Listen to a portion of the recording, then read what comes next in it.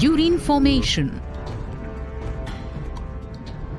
Understand and learn the physiology of urine formation involving the principle of ultrafiltration,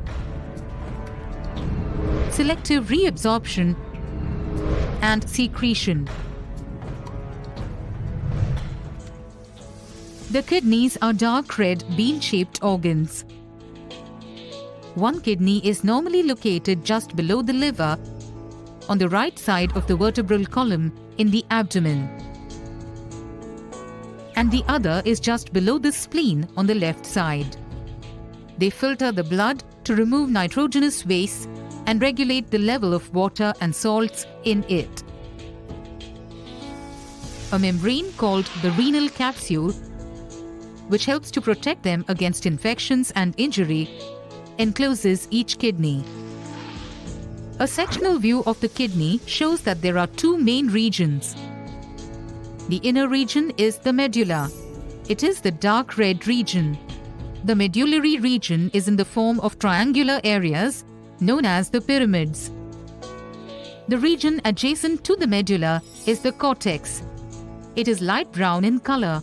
The nephrons, which are the functional units of the kidney, are found in these regions. The rounded closed end of the nephron is the Bowman's capsule, which opens into the proximal convoluted tubule. This leads to the loop of Henle, whose lower region extends into the medullary region of the kidney. The loop of Henle comprises of the descending limb of Henle, the basal part of the loop, and the ascending limb of Henle.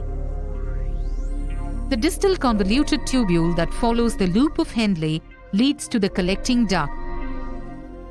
A network of capillaries surrounds the renal tubule.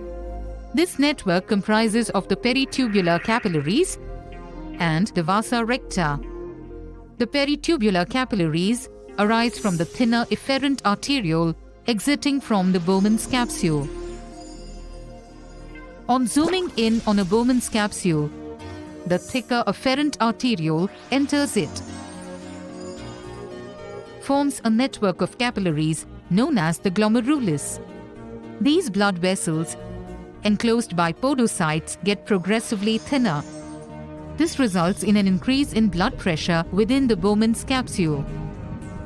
Hence, as blood courses through the glomeruli, water, sodium ions, chlorine ions, glucose, uric acid, and other chemicals squeeze out from the glomerulus into the Bowman's capsule. However, large protein molecules and cellular components of the blood remain within the glomerulus. The filtered liquid is known as glomerular filtrate, and the process is called glomerular filtration. From the Bowman's capsule, the filtrate flows into the PCT, or the proximal convoluted tubule. From this region, all of the glucose, amino acids, and a little more than half of the inorganic salts are reabsorbed into the blood of the peritubular capillaries by active transport.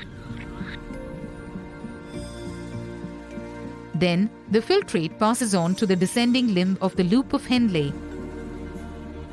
Water from within the descending limb starts to diffuse out. The water is immediately absorbed within the Vasa recta.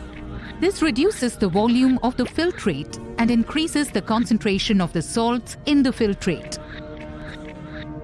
The filtrate then passes to the ascending limb, which is impermeable to water. On reaching this part of the loop of Henle, Na+, K+, and Cl- ions migrate out of the ascending limb through the entire length of the limb. This is the countercurrent multiplier system.